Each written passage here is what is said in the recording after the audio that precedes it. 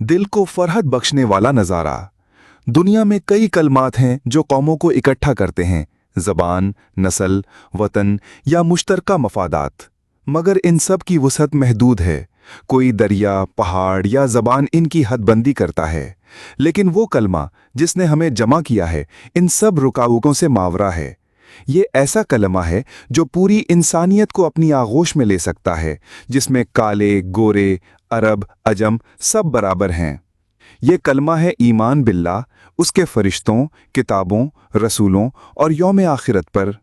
कुरान ने फरमाया, आमिनर रसूलु ला नुफर्रिकु बैन अहदिम मिर रुसूलिही। अल-बकरा 285। इन 5 सदाकतों का खुलासा ला इलाहा इल्लल्लाह मुहम्मदुर रसूलुल्लाह है। ये कौल कौलन सकीलन है।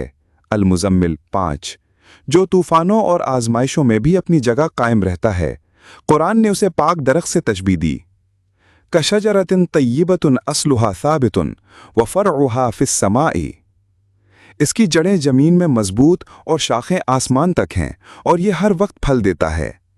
इसके बरक्स बातिल कलमात बेजड़ के दरख्त हैं जो उखड़ जाते हैं और निफाक और फसाद फैलाते हैं।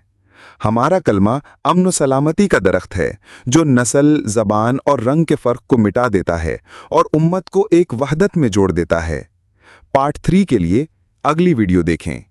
ये पैगाम दूसरों तक पहुंचाने के लिए वीडियो लाइक, शेयर और सब्सक्राइब करें।